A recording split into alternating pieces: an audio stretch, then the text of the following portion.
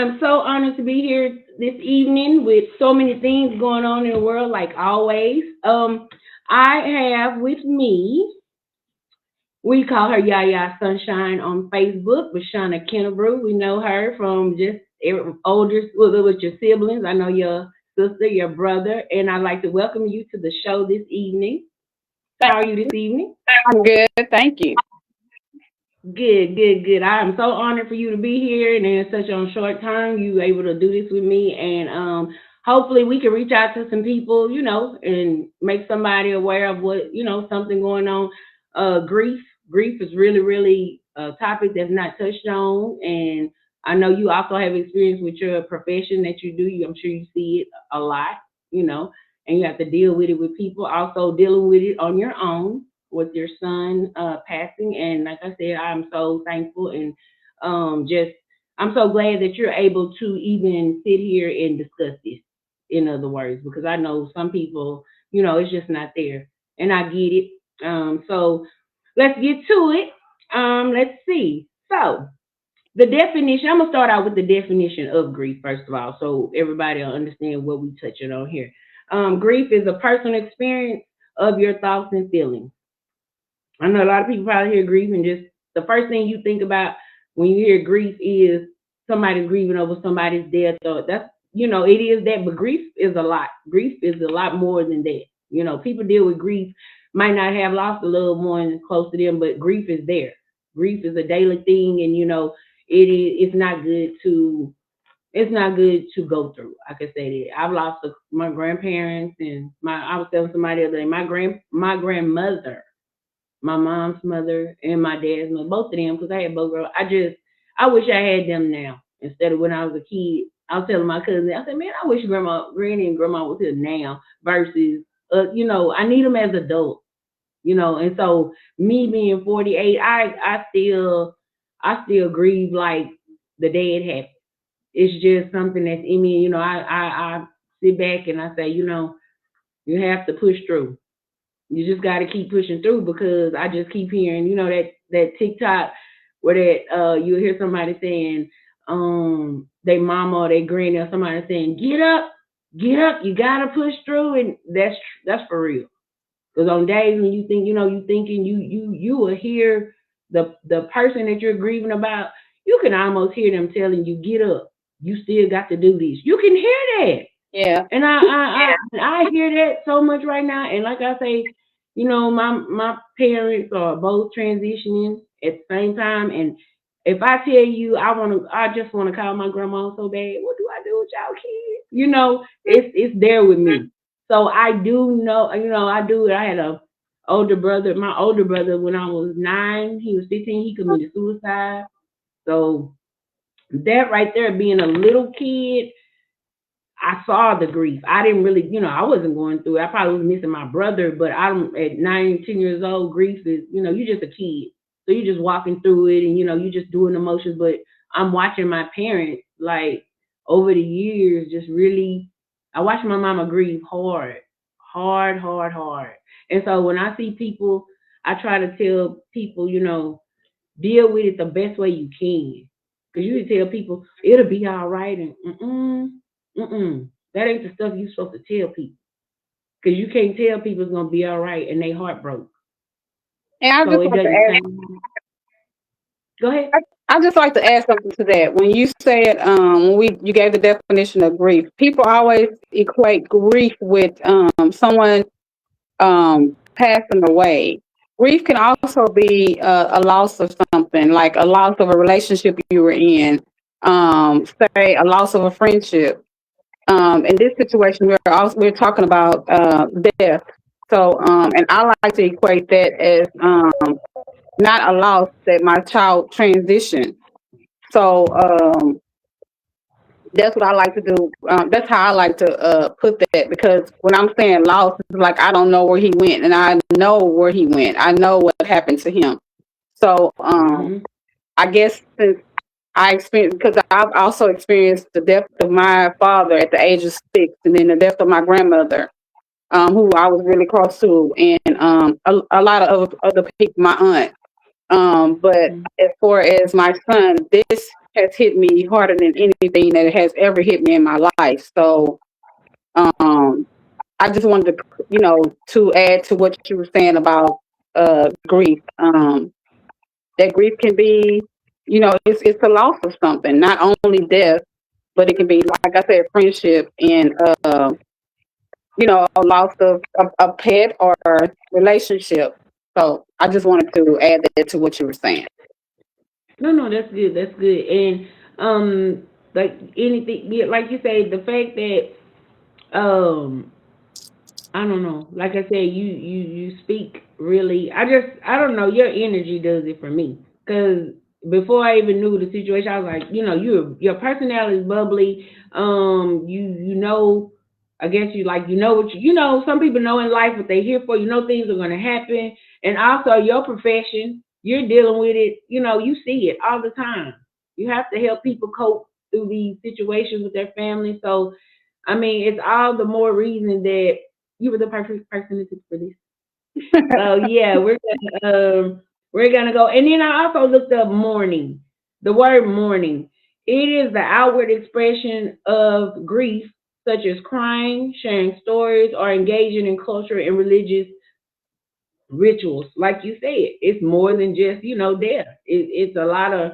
And then if you I find myself, when people, as we get older, and when you're younger and people are having, we go to funerals, we've been to funerals and we've done, we've seen a lot of them, I'm sure. Mhm, But mhm. when people are in those modes, that's what somebody was telling me earlier, and then I read about it. You don't just say, well, how are you? Or you don't say it'll be all right, or you don't. It's better to just leave things how they are. If that person that's going through it comes to you and they say, well, I need to talk, or they looking for you for words of wisdom or words of kindness or words of encouragement, then you offer it. But to just blankly just say things to people and people are in grief mode, like, that's not a good idea. That's my personal opinion. It's not a good idea to just say these things that people have said for years. And we all know that at the end of the day, not to be ugly, but they just words. Can you Because at the end of the day, can you share the live on my page if you don't mind? A lot of yeah, I'm listening. okay. A lot of people keep And so, asking. That's why I keep leaving the page. I'm sorry. oh, that's fine. So yeah, those are the things that I looked up. I'm trying to find my stuff that I looked up, and I said that's why I said it'll be a good idea, just because people in grief, people in mourning, and grief affects individuals in multiple ways. And the ways I found was four ways: emotionally, physically, cognitive, and social. And Hmm. emotionally would be profound sadness, guilt, yearning, anger. Physical is like fatigue, headache, appetite changes, sleep deprived. Like people are really out here going through these things on a daily basis, trying to figure out where, how, when, why. Just probably a sense of hope at this point, and it's not there. I'm looking for it. I'm trying to find it. I'm sorry. Okay, here it is. So physical fatigue, headache, appetite changes, sleep deprived. The sleep deprived one, I want sleep is so important at our age. It's so important. And if you can't get it, like, okay, here we go. I'm doing it right now. If you can't get the sleep you need, it's just like it's real rough. It's rough. Brain fog, it causes brain fog too. And brain fog is ooh, that's something serious. If you ever had to go through it, that's something serious.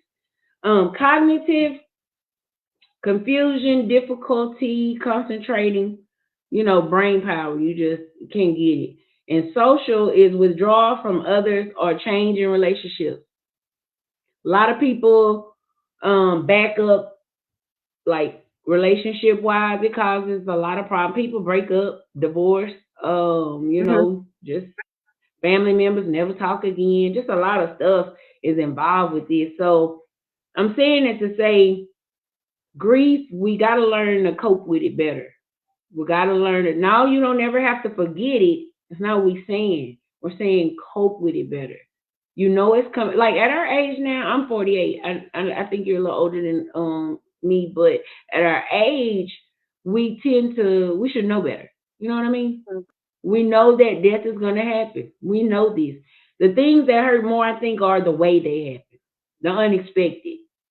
Right, right. So yeah, that's when it takes people for a toll.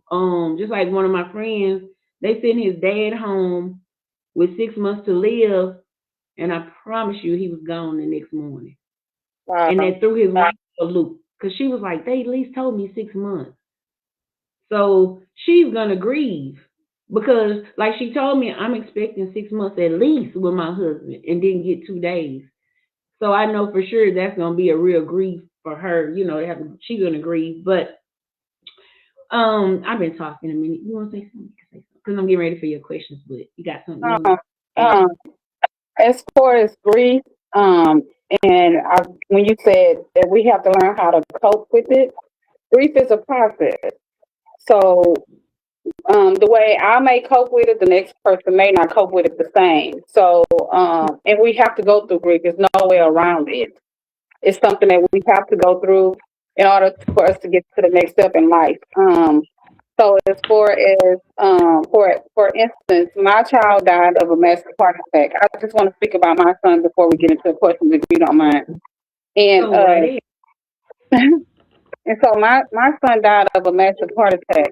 And so and he that morning he came to the house and he dropped his not that morning. That morning we went to church and we, as my mom and I normally do, we go by his house and we visit because my daughter-in-law had he and my daughter, my son and my daughter-in-law had just had their second child, and so we go by their house and we visit, and we probably bring donuts and this, stuff like that. And so he was telling us about the church, and he was praying and all that, preaching on his camera at his house because he was at work. He worked the whole 12-hour shift. And then he came and he dropped off the his two little bitty kids, and him and his wife and my nephew and his two older kids. They went to a kickball game, and it probably was an hour and a half later. I got the phone call that my son had passed out on the kickball field. And when I got to the hospital, me dealing with death like I do, working at the funeral home. Shout out to Proctor's Mortuary. So when I got to the hospital, I already knew that my child was gone. That's just the mother's feeling. I already knew that he was gone. I had two babies, and the now 1 year old, he went quickly to sleep. The now 2 year old, he just looked in the sky and he smiled. So that right there told me he seen his dad as an angel, and I already knew he was gone. It was hurting me on the inside.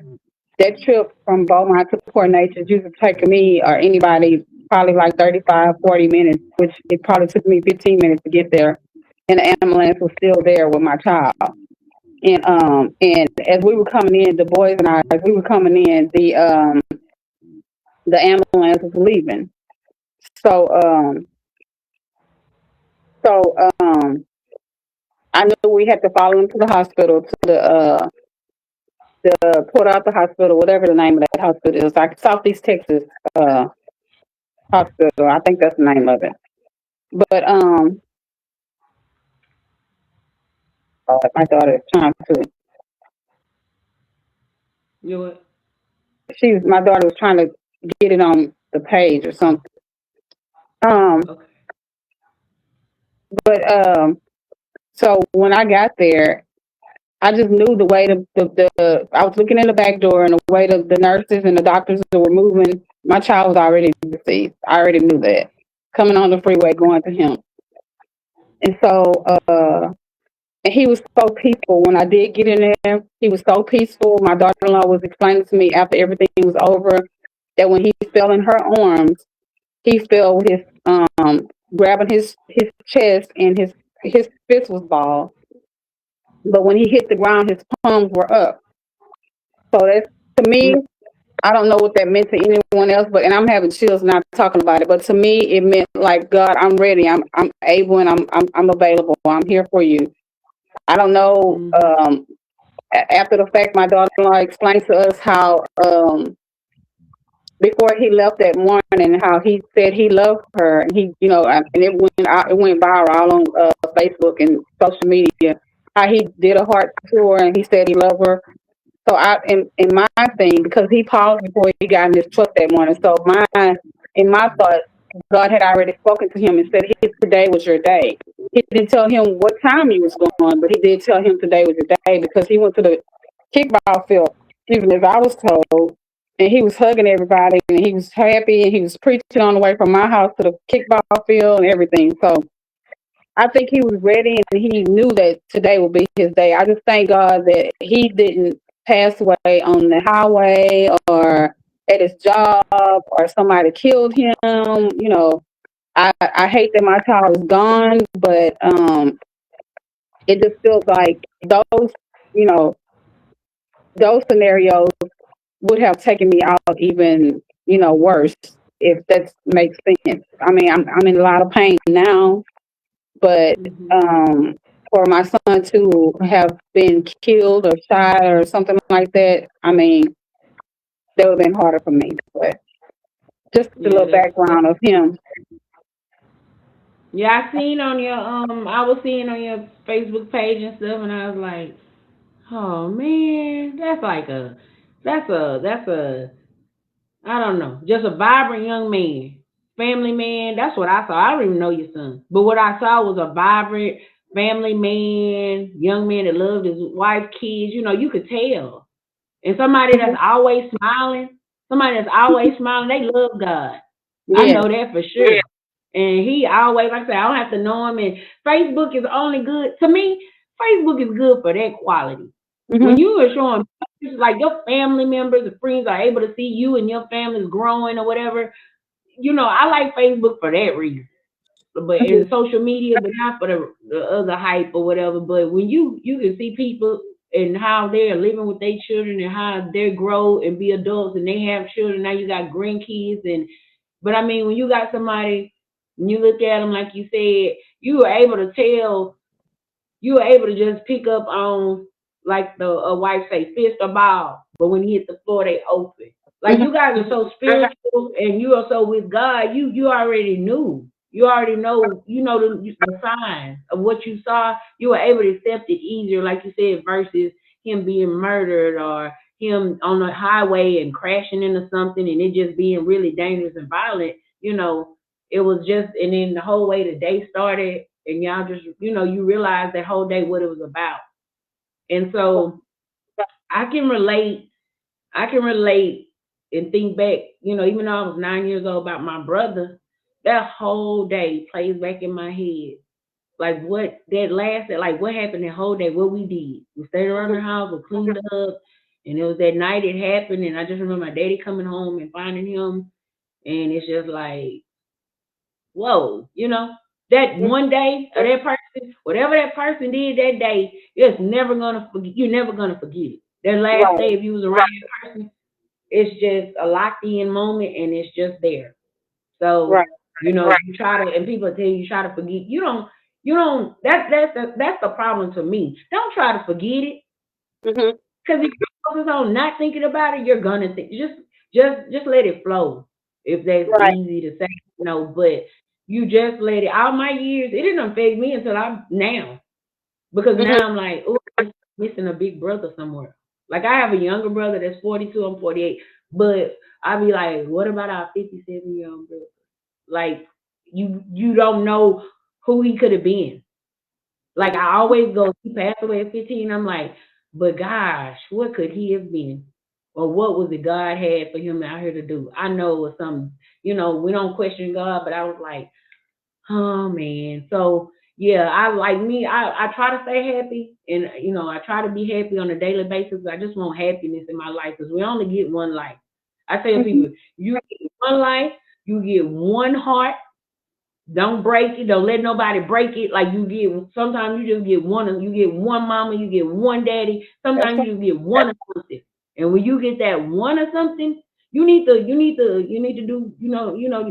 good by it And for real. Cause once, my thing was with my son is that I am a Christian and I do believe in God and I do believe in we all have to go this way at one point because I tell it to families in and out. I mean, I didn't told it to thousands of families. But my thing with my son is the Bible do say that honor your father and your mother. My child did that. I do thank God for allowing me those 33 years with him. God gave me two wonderful kids, a great, wonderful daughter, wonderful son, and he blessed me with wonderful daughter-in-law, wonderful son-in-law. I mean, my son-in-law stepped right up. My son passed. But my thing, what I was wrestling with, is that when the when the Bible spoke about honor your father and your mother, or your days will be short upon this earth. My son honored his father and his mother, but his days were still short. And I was right, wrestling with that for a while. And like you said, we're not supposed to ask God why, but I had to ask God why. Why him? yeah, They have so many people that do so many wrong things, or not this and not that. But my child, he waited for a while to get married, and he waited, to have his kids and a family. But he asked God. I can remember him stand here and he said, "Mama, I just asked God for a few things, a good job, a home, a wife, and kids." God gave it all to him, but he didn't tell him how long he was going to enjoy it. So the little time he had, he enjoyed what he had, and and we don't know as parents what we instill into our kids. And for his dad and myself, we instill greatness in both of our kids, and told them go out there and do great things. And just to show them those 33 years, he went out there and he did great things. After the services, I was able to hear how I was sending him encouraging messages, and he was sending it to his friends and to people that was hurt or whatever. So his time here on earth, he did what he was supposed to do. And I was telling him about, my grandkids, like he was teaching his older two kids different things, and I was like, you going too fast with those kids. But he knew what he was doing. I didn't know, but he knew what he was doing. He knew what God had told him. He knew he had a relationship with God, and that's what we did. We brought them up in church so they will have a relationship with God. And that's all a part of grief therapy is you go back and you think about those things. How was I as a mother? Did he know that I love him as a mother? Not just me saying that, but me showing him. And I showed him, and it's not always monetary. It's about how you treat the person, and how they feel, and do they know? Do they understand it? So right. I was, and that's helping me through the grieving process as well. Just knowing that he knew that I love him. Not only did I tell him that, or tell his sister that, I showed them. And I try to do that to the families that I have to come in contact with. And talk to them about the grief process of what I've gone through or what I'm going through now. It may look easy, but sometimes I have some rough days. Mhm. And I just continue to pray and lean on God, and I think what's getting me through is that I'm able to share my story with someone else or talk to someone else about what they're going through. It may not be grief today, but it may be illness or it may be family situations, but I'm able to talk, and not just sit up and mourn my child, because my child was a good child. And that's what he would do. He would talk, And he got that part from his mom, I'm sure. I was just say that came from me. But no, that's really true. But I want to touch on when you said you from young kids you raise them in church, you and your husband, and so are there. It's just it's one of them things where you just like you said you're able. I know why you're able to talk about it and you're able because you did the orders and steps that God ordered with your family, and so if you know the orders and steps in life that God has how will I say it? That God has I'm just sitting up here thinking. The steps that we follow that God has ordered, I guess once you do that, then the rest falls in place. Right, So you right. said able to talk and yeah, because you did it, you did it right. I just gonna give you flowers. You did it right. And you're able, Thank and you. like you said, you got 33 years. Your son was able to share things with his children and show his children things that you like. Well, why you showing it?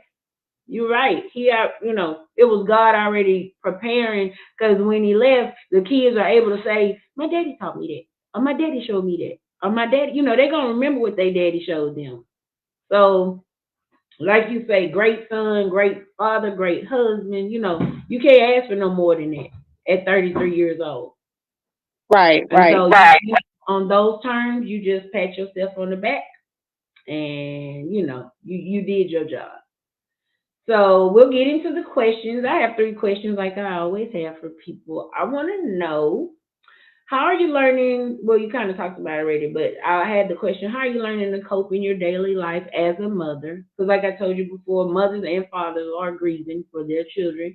But as a mother out here, how are you learning? Just how have you learned to cope on your daily life? You just get up. You getting up in the mornings and. Matter of fact, I just posted that on my page to get up and get dressed, pray, you know, think of the memories, the fun memories that we have. In my situation, I still have a living child, so I can't deny her the a mother. I can't take a break from her because she still needs me. Even though she's an adult and she's married with a family, so I have to get up, and I know he would want me to get up. So I continue to get up, and I try to encourage someone with some type of message, so that maybe they can encourage someone else. So that's how. And the title I never wanted to wear is Angel Mom, but now I am an Angel Mom, so I wear it proudly because my child is an angel, and I am the mom, so I am his mom. So that's what I do. I get up and I open up my house and I say my prayers, and when I go out, before I get ready for work and everything, I say good morning to God and I get good morning to my child. I miss my child. And I start my day. I mean, and sometimes I do cry, but that's a part of the grieving process. Not to hold it in, but to let it out. But I don't sit in my puddle and cry because I keep on Yeah. moving. And that may not be someone else's story, but what I would recommend for a new angel parent that's going through what I'm going through, remember the good times. Remember the times you had to fuss at the child, or the things that they say that made you laugh or made you angry. But just remember the times that God allowed you to have with your child. Hmm. And so Yeah, that's that's what I in do. such. What'd you say? I'm sorry. So that's what I do. That's what I tend to do. And that's a good direction for yourself because it keeps you grounded. I per se, I don't know. I look at myself and I go, you tough. I drive 18 wheelers and just a lot of. I know how to fix on cars. I know how to do a lot of stuff. I get everybody in my family consider me tough girl. They don't know. Girl, I done cried so much in my car and just driving. I mean, I know the other day, I know somebody, I was at the doctor's office and the library was full of people.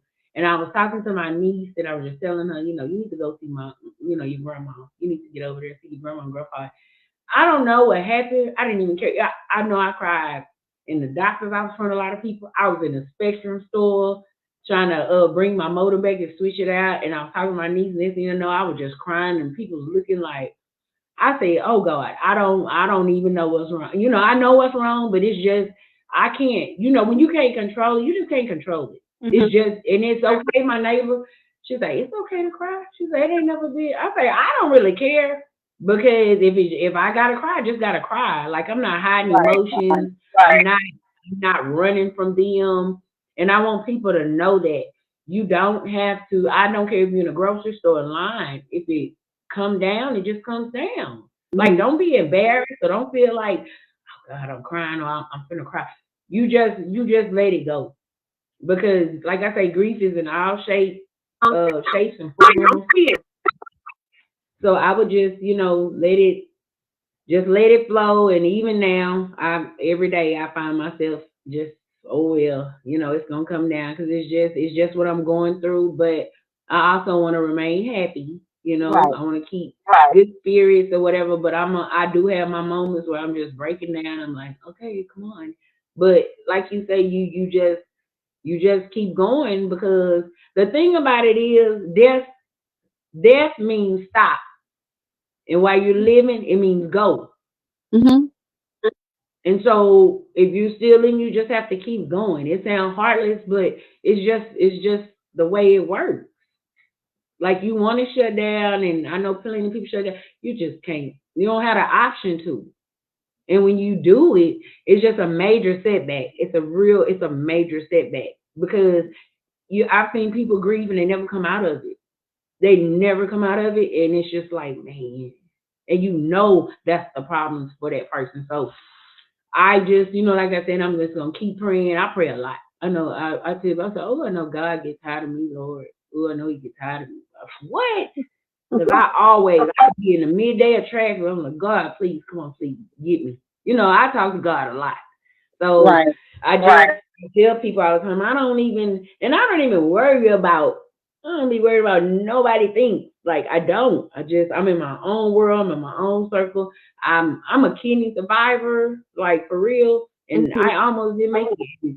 Ever since it's been 4 years, I'm telling you. I tell you get a relationship with God, it's real.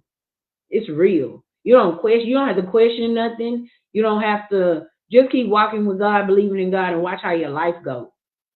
Things will turn around, things that you don't expect to happen, just like now. I got people bringing stuff to my parents' house, just like, it ain't even happened yet, and people just doing things. So that's why I say you gotta roll with the punches. You gotta stay active. You know what I mean? You gotta stay active. You gotta roll with the punches because daily life still comes every day. 5 a.m. is coming, and I'll be glad. I tell people keep saying good morning. That's right. Keep saying good morning. I have a family member, older lady. She told me, you know what, baby, you just keep saying good morning, and that's right. Because if you don't say good morning, you know the alternative. So you just gotta be glad. Some people say, I ain't no morning person. One of my kids like that. She say I'm not a morning person because she even work night shift to Mhm. prove she don't like the morning. But I told her don't say that because mornings is when you wake up. So stop saying you ain't no morning person. Yes, you are. Mhm. Mhm. So yeah, you gotta fix your environment. Even if your kid is saying so, you gotta fix it and let them know that's not. Nah, we don't think like that. Because sometimes people don't know. They just be talking.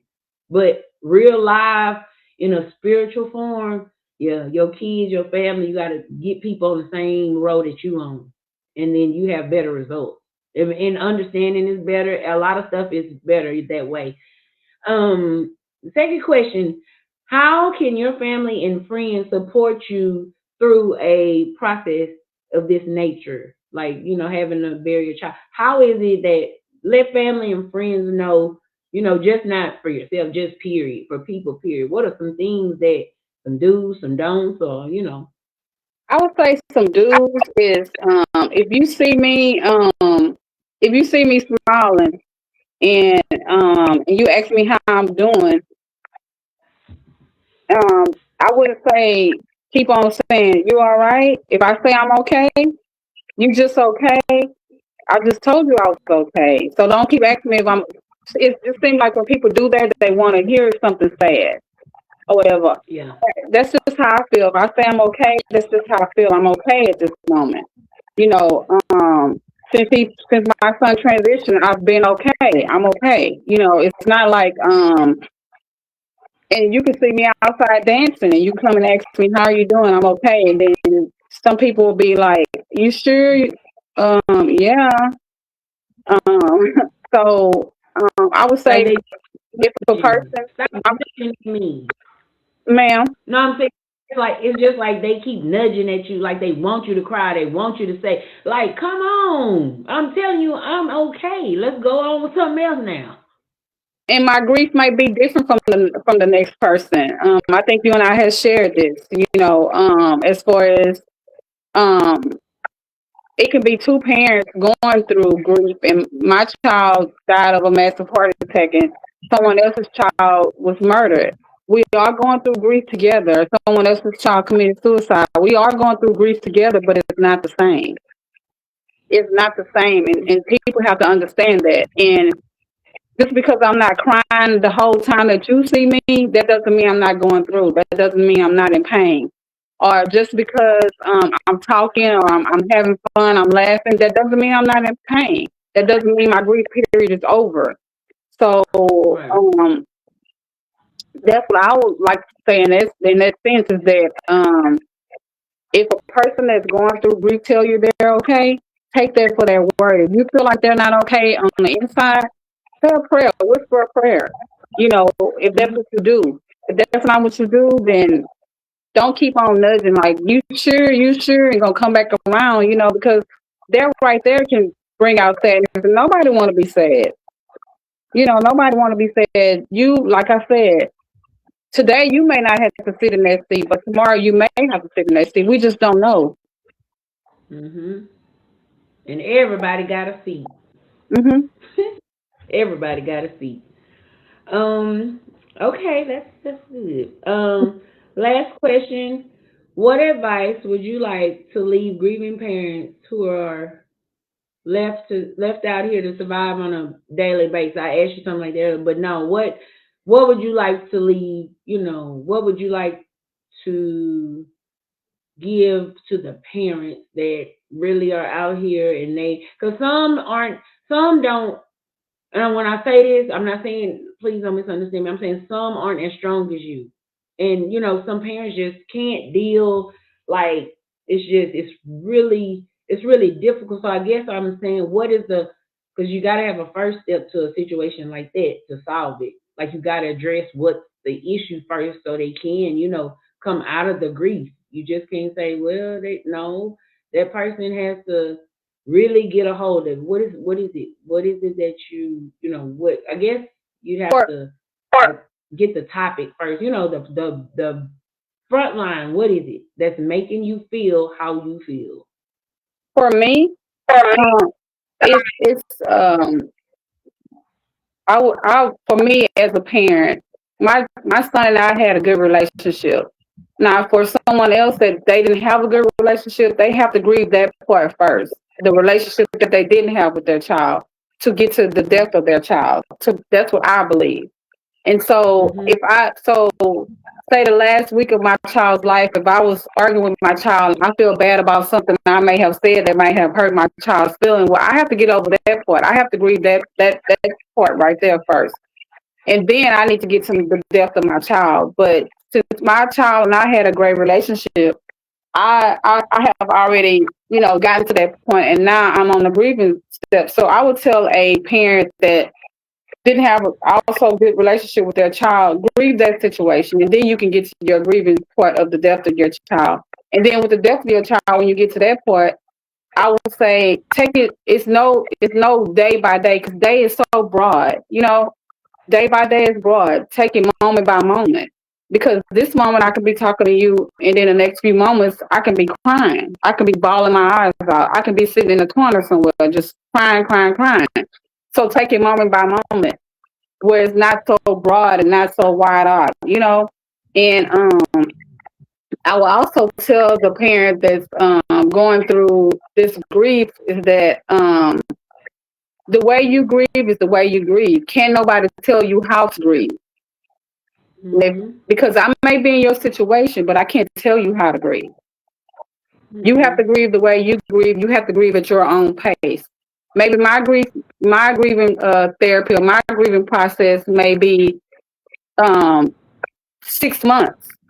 Maybe yours may be 7 years. I can't tell you how to grieve, but I can tell Mhm. you how not to sit in that same spot. You know what I'm saying? Go to like for me, I go to I like water, and water is calming something calming for me. So Me. it to me it feels like it washes away things, like washes away my sorrow and washes away my pain.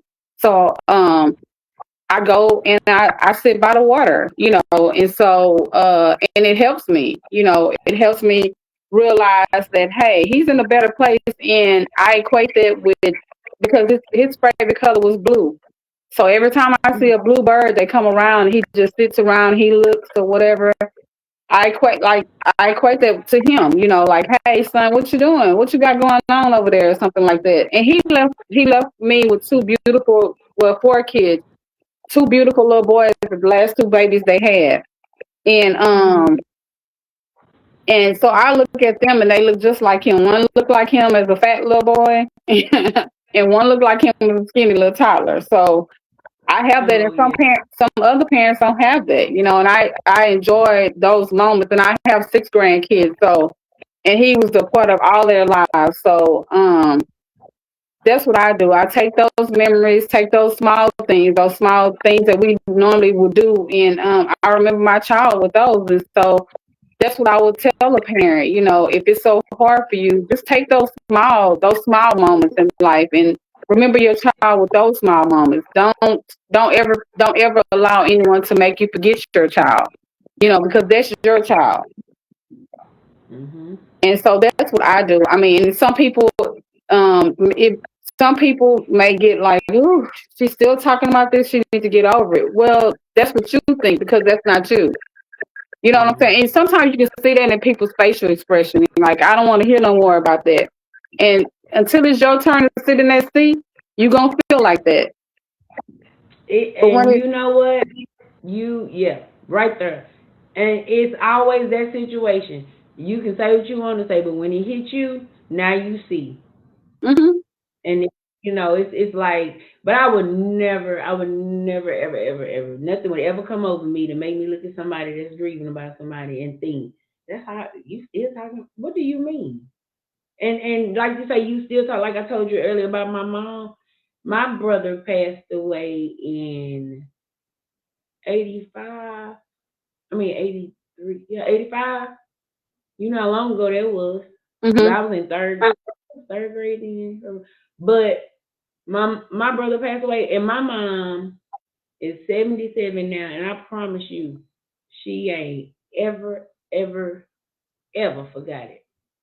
It's been with her. I know he been gone. Let's see, if gosh, I'm 48. It's 40 years, hmm 39 or 40 years. hmm Third grade. My mama haven't forgot a day of it. She slowly, this is why I tell you, I know what grief look like real live grief about a mother and a child. I know what it looked like. But it was funny about, let's see, that was right before her stroke. My brother bought her a heart, like it says mother on it.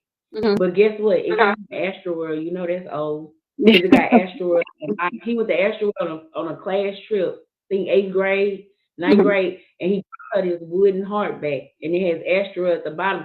She kept it. I thought from us moving from Beaumont to Dallas, I thought, I always thought about where that heart at. I always wondered where was that heart he gave her.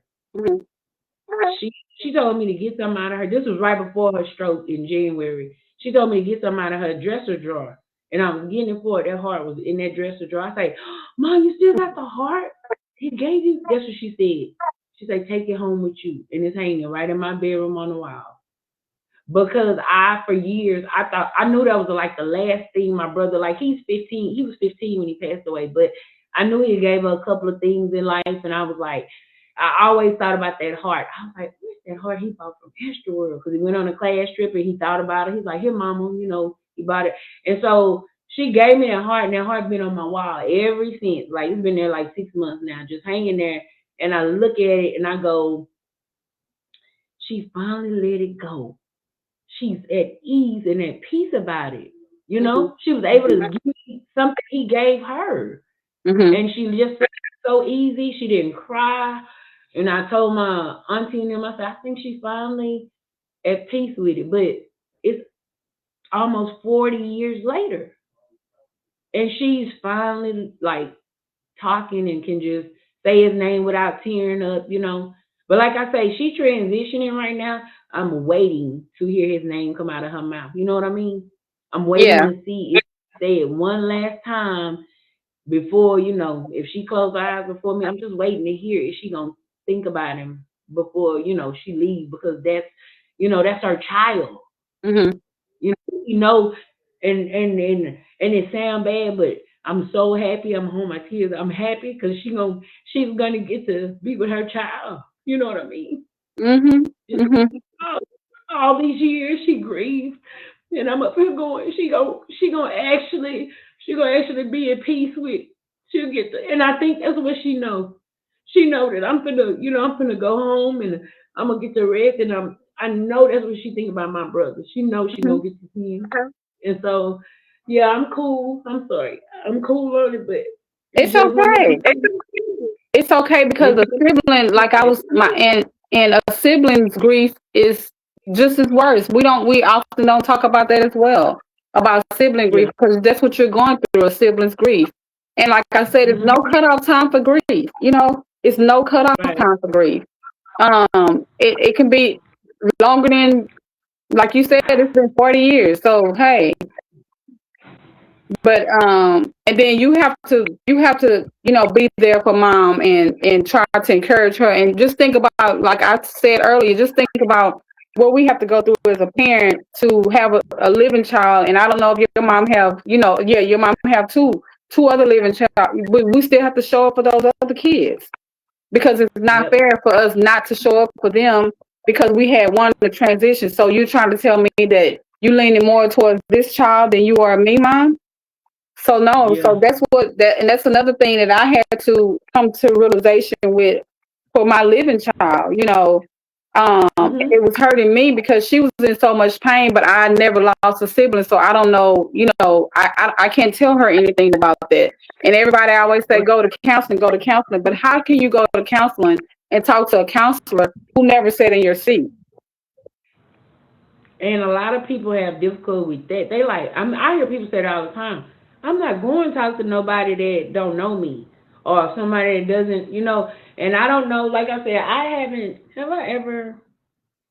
I don't think I ever just went to counseling for anything. I'm kind of one of them people that just I talk myself through it. I talk myself through it and I just push through it because, like you said, I was a kid that when my older brother passed, then my mom and dad had another son. So Mm. he passed, and I ended up having a younger brother. So I always been in the middle, and I do Mhm. have an older sister. But I'm just I always got juggled in the middle. So I always just kind of, like my daughter was laughing. She said, "That's what's wrong with you. You a middle child." I say, Middle child syndrome, huh? yeah, she come like, "You a middle child?" She's like, I say, I always been a middle child since I've been born. I've been in the middle. So, and then yeah, but it was a weird transition. Like as a child, I lost an older brother, and then he gone. And I got a 2 year old little baby brother right here. So it's like, you know, it was one of them things that it's bad. I say it's not. I used to say, "Oh, this is so bad that our family went through this," but it's not bad. It's God. Right. You know what I mean? Right. It's not bad. It's God. It's life. It's what happens. It's what's going to happen. And so I guess we old enough now. We just know it's going to happen. We just don't know the time and we don't Mhm. know the place, but it's going to happen to each one of us. So at the end of the day, you try to be. My best advice to people is just be close to God. I mean, Mhm. you have parents, children, you have aunties, you have uncles, you have grandmas, you have grandpas. Those are just people just like I am. But Mhm. where do I go for that spiritual healing? Where do I go when my heart broke? Where do I go when I don't have no, like I have people, but you can get in a zone and just say, you don't want to talk to people all the time. I don't always want to talk to people. I don't Right. always want to somebody and be like crying. And I know, and like you said earlier, for the last about let's see, February, March, April, May, June, last 4 months, I have went sat at more lakes. I'm in Dallas. We do got a little. Yeah. I've learned water in Dallas because I was like, oh, I wish I was back home. I could just drive to the river. I could drive. We got a few rivers out here in Dallas. I Mhm. done found some really holes, and I'm like, I'm gonna give me a fishing rod. I'm gonna start hitting spots like fishing holes and just sit there and just fish and just be in my own. Because I like water. I can go. We Mhm. have a white rock lake out here. It's a big lake here in Dallas, a very pretty park. Girl, I 2 in the morning. I drove up to it for about 2 hours. Sat there from Mhm. 2 to 4 in the morning And I came back home and they was like, "You went out to the lake by yourself that lady." I had my gun. I'm Hmm. good. And that's what people don't understand. Sometimes you just want to get away and you don't want to do all that talking. And people always I'm talking. like they want to text and they want to talk. What you doing? And I don't feel like doing it. If I don't feel like doing it nowadays, I'm not doing it. I don't feel like doing it. I feel like being alone. I feel like sometimes I just feel like sitting in the house by myself because you got to go through this grief by yourself. You can't nobody go through this with you. This is something you got to do for yourself. You know what I'm saying? So if I'm It's doing crying in here, I don't have nobody running to me and wiping my tears or whatever. And I like it that way because I need to. This is something I need to do for me. This is Mhm. something I need to get through for me, not for you and not for anyone else. So if I'm crying somewhere else, it's okay for you to come and say, "Hey, it's gonna be all right" or something like that. But don't holler about, don't stop crying, or you need to stop all that crying to get over it. No, no, no, no, no, no, no, no. I carried that child, so it's not no getting over that just like that. Those And you are may some of never, the yeah, and that's fine. That, like you said, that's your child. And you don't want to sit here and focus and be like, I might grieve. You don't want to grieve on purpose, but you don't have to get over it either. You don't ever have to get over it. If you don't never get over it, oh well, that's your child. People yeah. can people My child's memory is gonna always be alive. I'm not gonna never ever. And I'm saying never ever let my child's memory, just go down the drain because that's the child I had. I birthed mhm that child, and even someone that didn't birth the child, that adopted a child that was, younger or something like that and been having that child forever, they have a connection. You have a bond. So that's something that you just don't get rid of. So grief is grief is something serious. So for the yeah. person looking from the outside looking in and feeling like, hey, it's not that serious. Yes, it is. It's that serious and it's that much pain. When you, even though like you going through a grieving process and, your parents is transitioning right in front of you, that's hard. That's hard because we all got a date. We all got a date that we must, pass on to the next life. But when that day comes, that's even harder. That's even harder because now you grieving something now, grieving their illness, and then it's going to have to be a grieving process of when they pass away. You know what I'm saying? So that's hard. That's hard. That's hard on your mental. That's hard on your physical. That's hard on your emotions. So that's hard. It is because I done had shingles in the last 6 months. When my mama, I had shingles. I done had hives. Like the doctors, like your body is really under attack with stress. She was like, Yes. "How you so stressed?" I said, Yes. "How I'm so stressed?" She said, "I don't know, but she said I'm not telling you to be able to do it." She said, "I understand what you're going through." She said, "I would be." She said, I don't know," and I'm just going. So I just walk out the doctor's office and I say, "God, just hold me." That's all I know to say. Like, ain't nothing else, nothing else, nobody, nothing can fix it but God. So I just, God, hold me again. But yeah, Right. it is. Right. I already, like I said, my mom been sick for over 30 years, believe it or not. She's had seizures. When we lived in Beaumont, way back in, when was that, like the 90s? She had a seizure right at Baptist. She hit the light pole by Baptist Hospital, and that's when we first learned she had seizures. And that's over 30 years ago. She been and my dad, they've been married up 50 years. Like I told y'all, 50 years in September. If I tell you, I don't get in married people business. I don't have nothing to do about that. But if I tell you, as far as a father, a husband, and a grandfather, my daddy has taken care of my mama for over 30 years. I promise he has. And it's just I hugged him yesterday and I hugged him and he jumped on, whoa, what are you doing? I said, Dad, be still. I just hugged him and I cried on him. I said, I just want to give you flowers today, and let you Hmm. know, because I saw one of my mama friends, she was in the living room and she just teared up. She's like, I ain't never saw a man, she said, a man that step up 30 plus years and take care of his wife. My daddy did it. So I honestly could say, if they were like, what if your mom was a transition? Because she is, she is there. If she Mhm. transition back to your dad, what you gonna do? Leave, because right now they live, just them two, and I'm just there every day. I said she got to come stay with me. I'm just Mhm. going to get because they really have just changed into my babies. Mhm. I said, these are my kids. Shoot, that's just like my kids now. So I tell people, and I'll try to tell people too, when you have your parents, if it ain't right, try to make it right. Like Right. maybe they didn't hear you, or maybe growing up, or maybe they were in the streets, or they just gave you up for the. I don't know. I don't know. We're not perfect. People make decisions, and sometimes it's not the right decision, or it wasn't the best decision at that moment. But if you still got a mom and a daddy out here, I can't express. I just can't express how to get it right. Like Mhm. I've been with mine 40 years, as long as I live in it, and I'm so blessed they just still married, and I'm blessed to have that. But for people that don't have it, my advice is fix it, because there is nothing like I just can't imagine them going to their grave and I didn't say I love you, or I didn't. My mama every day now she could barely talk. You know what she do? She was like, and she stay blowing us kisses. So we know that she's at peace and she's good. And so my heart only breaks for my daddy because he the one sitting there, girl. He just wants to go with her. I can tell. He's sitting there. He be so sad. His head be hanging out. And I prayed about it. I say, God, if that's the will to take them both, so one don't have to. I'm cool with it. And so that's how, like I said, my grief level. That's where my level. I try to keep it. I just try to talk to God and keep it with God, And so I it's easier for me. and I always tell people, as I tell myself, that you can't get to your strength unless you go through your weakness.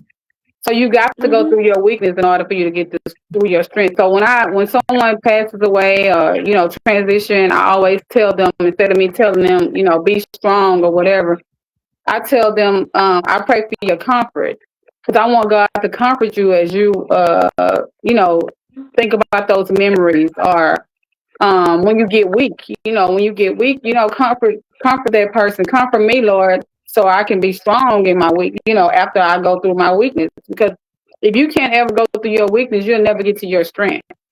So you have to go through Mm-mm. your weakness in order for you to get through your strength. In order for you to allow God to take you on to the strength that He needs you to have during this time of grieving.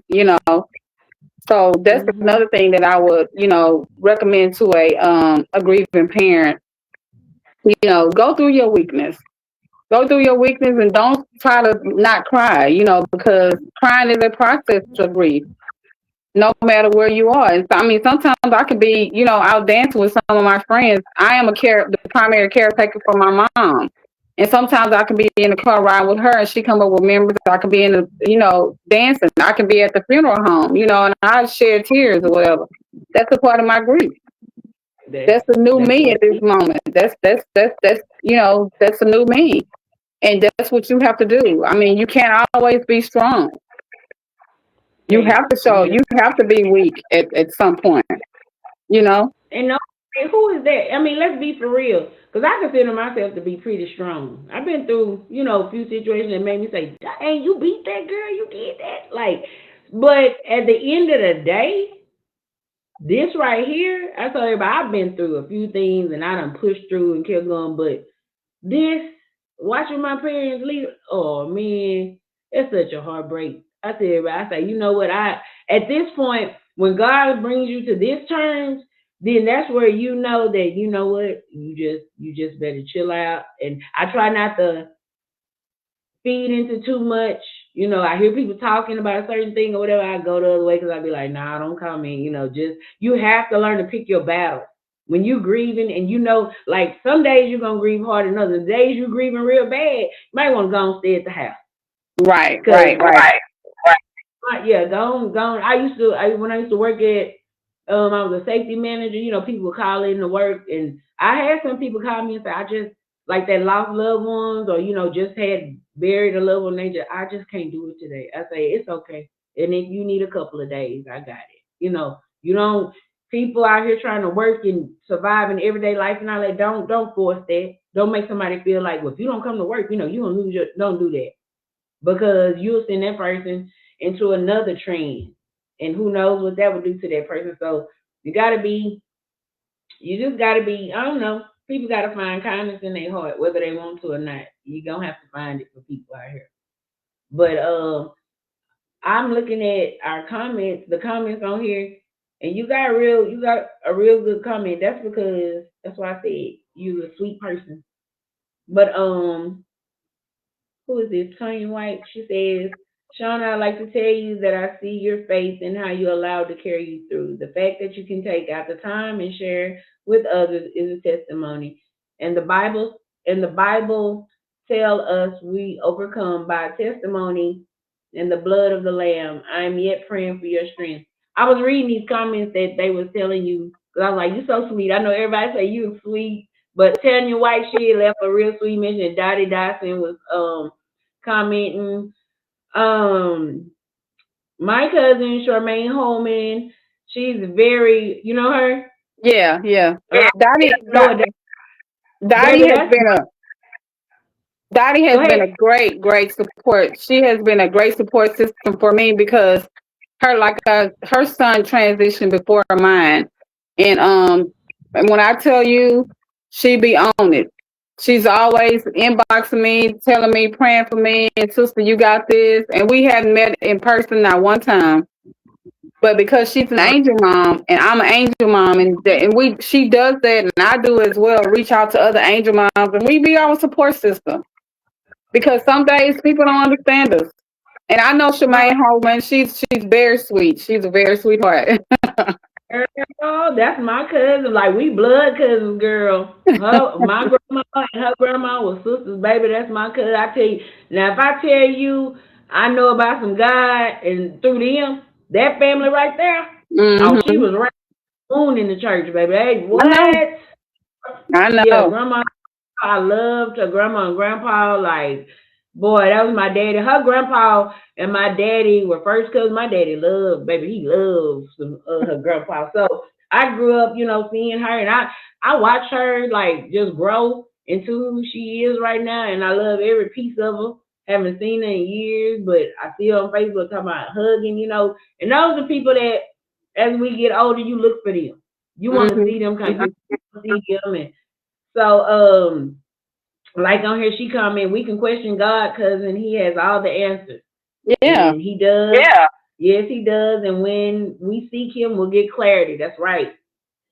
And Pop Holmes, that's my boy. I know you know Pop. Yeah, I know He Pop. say and her people all my life, great people, great family. See, things like that, that's amazing. That's amazing that you can get those kind of comments. And same thing about my parents. When I call, like I said, my parents are Muslim, and I called one of the sisters, and I was like,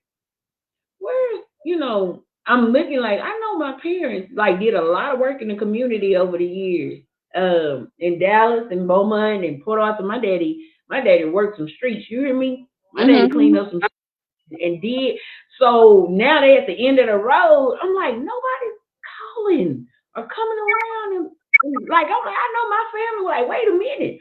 But I was like, well, I hadn't told nobody first of all what was really going on, and I made one phone call. And if I tell you, the next morning I had about 6 texts, I had about 5 phone calls come through, and that evening, my mama had 8 women around her bed. Her women Wow. of faith group had been in for years. And I told myself, you just had to make a phone call, one phone call, and not a whole community.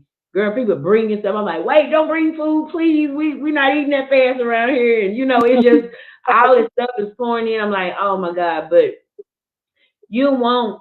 That's what I'm very proud of.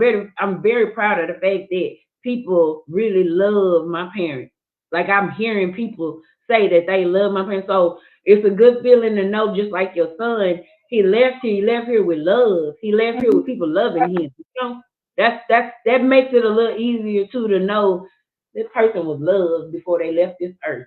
And They that's have. all that I tell people. Go ahead. Oh, go ahead. Go ahead. You go ahead and get finished. all I be trying to tell people now, I've seen a lot. I done been to so many funerals that I really don't even like going to funerals no more. I try to miss as many funerals as I can. I'm not lying.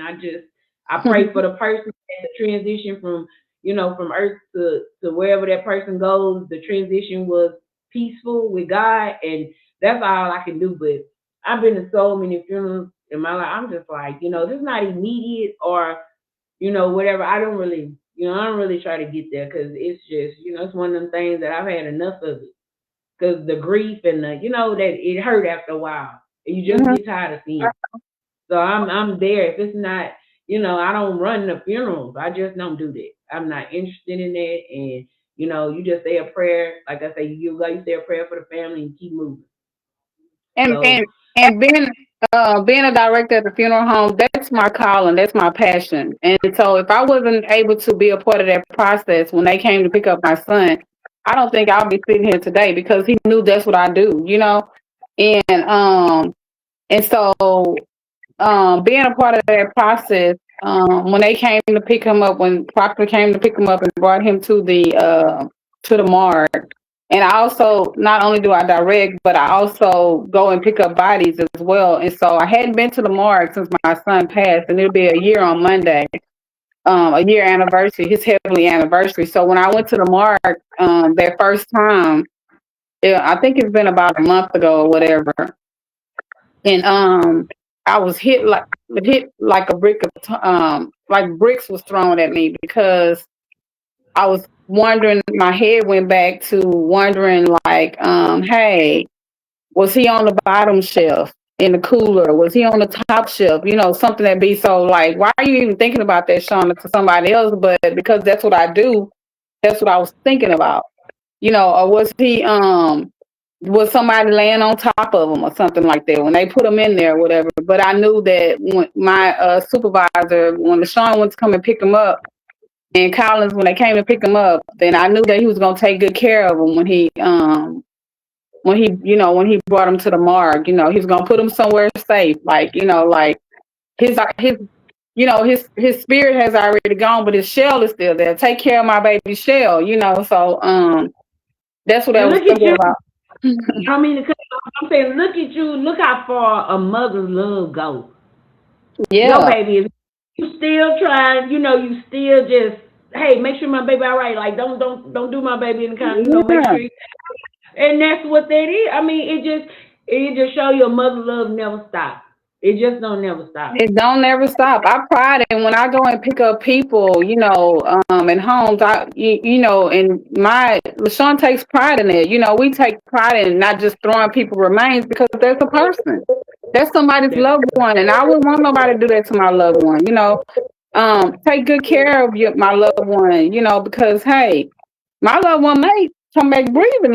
I don't know. We may put him back there in that bag and he may start coughing or she may start coughing. So he got one more life to live. So, hey, take care of my loved one. So yeah. I just want, and it's okay to laugh and talk with the person that's going through grief. It's okay. It's okay. Um, like I said, nobody wants to continue to be sad all their life or whatever, this whole time. We want to hear some joyful stories. I can tell you right now that my inbox is still filled. I mean, it's like I said, it's going to be a year on Monday with people sending their condolences, and I hadn't even got to them. And I apologize, but I mean, it was just so many people that showed their love, and people still showing their love, for me. And I have a group of ladies and friends and family that still, hug and show their love, and that's there for me. And I just thank God for what He's doing in that situation because without their prayers and my church members, shout out to Antioch. Without their prayers and without them holding on to me or whatever, I wouldn't be, in this place where I am.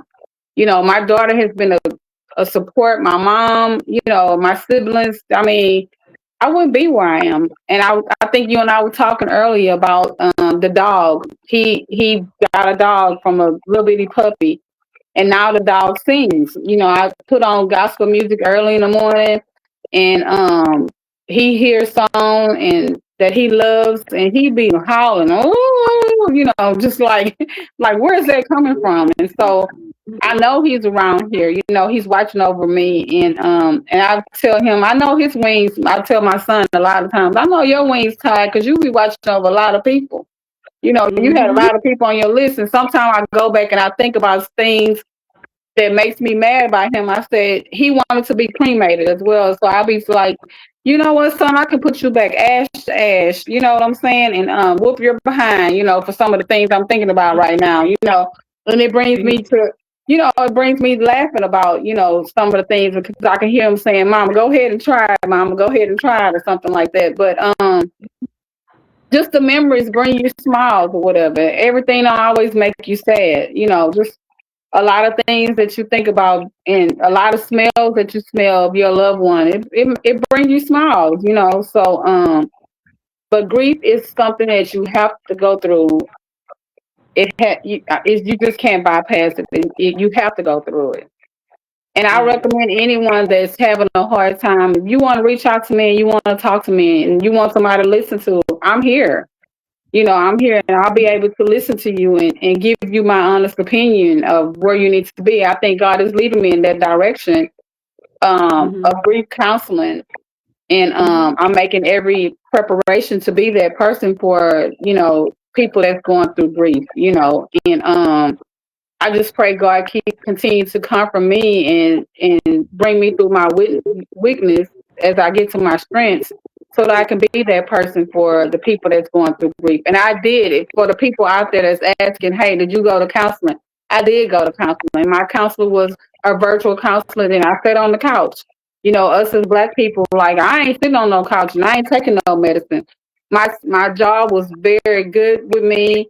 My doctor was very good with me. My counselor was real good with me. The only thing I say about counseling for me is that I can't express to you how I feel in this situation because you hadn't sat in my seat. So what are you going to tell me? You need to do this. Mm-hmm. You need to breathe, and you need to do that, or whatever. So I want Mm-hmm. to be that person that has, you know, a child has transitioned, that I can be there for that person, you know, that the person to listen to and say, hey, this is what I did and this is what worked for me. I'm not saying it's going to work for you, but this is what worked for me. And I just ask that you just try it. If you don't do anything else, just try it. Like on his birthday, I skate. I like to skate. And so I went skating. I went skating that morning. I cried, but I went skating and I had a good time. And I was just letting the wind just blow, you know, through or whatever. So, and I just thank God that I just had the ability to get out there and not, you know, sit in my sorrow and Mm-hmm. think about, hey, this is what He wants me to do, you know, in this moment or whatever. So I would recommend that, you know, someone that's going through grief, whether it's your child, your parent, or whatsoever, get out there and find something that you love to do. And then when that time comes, like the 20th of the month, I cry and as I approach the 20th of the month, my heart starts fluttering and I get sweaty and everything else. And till that 20th come, you know, and then I relax or whatever. And then I guess as Mm-hmm. time go on, I have different feelings and different emotions. But right now, you know, going into that, that's how I feel. You know, I have those emotions as far as anxiety setting in. So that's another thing that happens since my child has transitioned. I have anxiety, crowd anxiety. You know, Mm-hmm. I could do a funeral fine, and it could be hundreds and hundreds of people. That's fine. But as far as me going to a place that I don't know anything about, I have like, no, I don't know if I want to go. You know, a lot of people, and I'm a people person, and so now this has brought because it was so many people at the hospital when my son transitioned. It was so many people called. It was so many people that came here.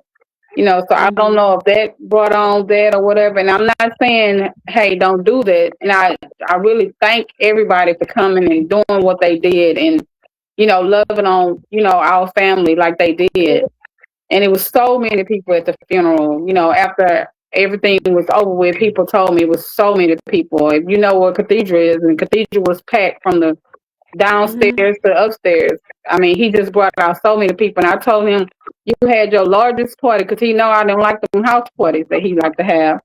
And I said, well, you didn't have your largest party because we Had had a so many people at my house until it blocked off the streets. And you mhm. know That was his that's right last there. party. Girl. I That said was you his had last. you had your big party there. You had your big party. So and he Yeah. did, and he brought a lot of people to church. And the most thing, the thing I end my services with is that if you don't know, if you don't have a savior, if you don't know God for yourself, you need to get to know God for yourself and have a personal relationship. So when it's your time, it's not no question. Or you need to have a higher power that you talk to. Because when it's your time, it can't be any like, hey, I got to do this, I got to do that, and start treating people right, and start forgiving people and forgiving yourself. So that's the message I Mhm. want to get across on this thing called grief. Because if you don't do that, you can't get through your grieving process. It's gonna have some stops in the road, some bumps in the road that's gonna stop you. Some Mhm. detour signs are gonna detour you from getting through your grieving process. So you just gotta know yourself and know what you need to do in that process. Yeah. So I really appreciate you bringing me on this show to talk about grief, because people need to know um how grief is and what grief is, to us parents that has sat in this seat. And like I said, if you hadn't done it, and prayerfully you don't have to do it, prayerfully your child, because back in the day, um children was bearing their parents. It wasn't parents bearing their children. Now today it's totally opposite. Flip. And so we don't know what to expect. It's so much gun violence around here, and a parent that has lost their child to gun violence, that has to be so much more pain than I say what I'm Mhm. going through. But death Mhm. itself is painful. So I just, this grief thing is something that we all need to know about, just in case it knocks on our door. Right. Yeah. That's something. That's one thing. That's how you know God is real. That's something Hmm. we can't. We cannot control it. So who else you think got control over it? It ain't humans. That's right. So a very valid point.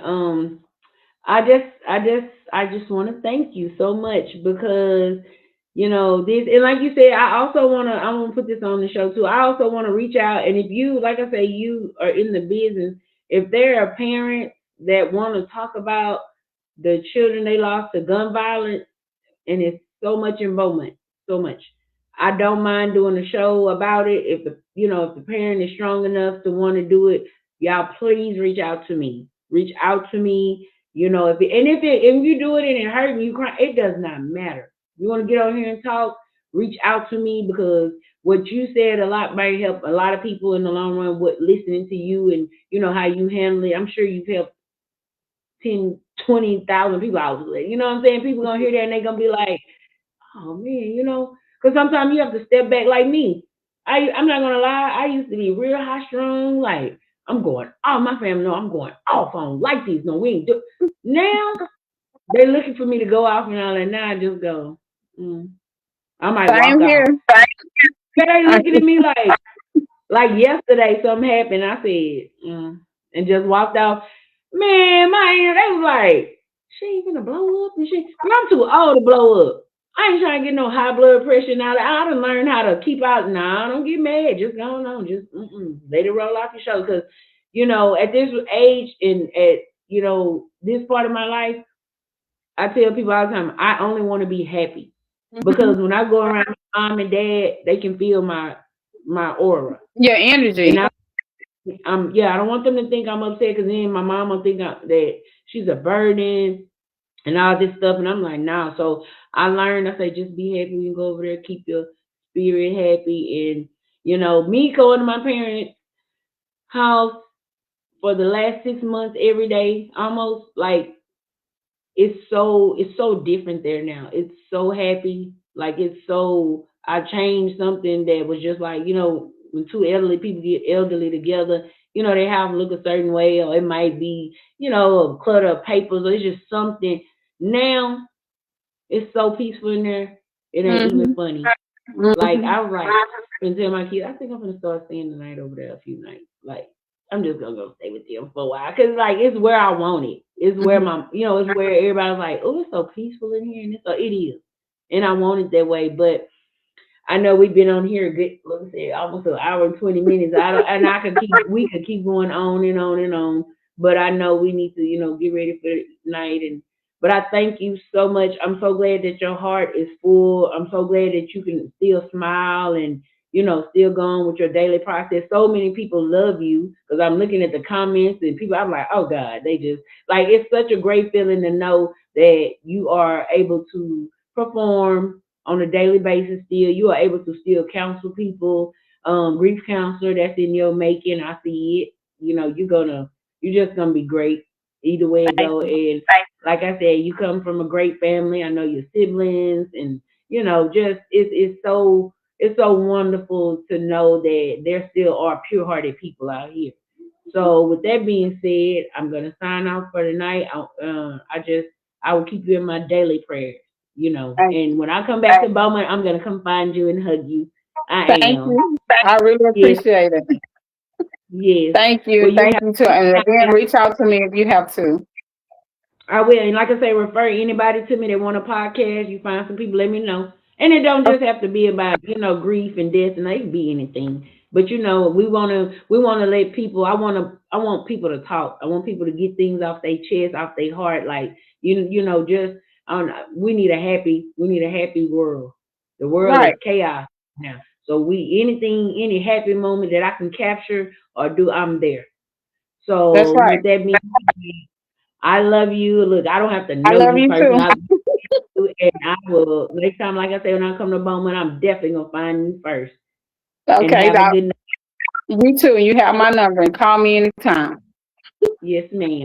Bye All right. bye. Praying for you all. Thank you.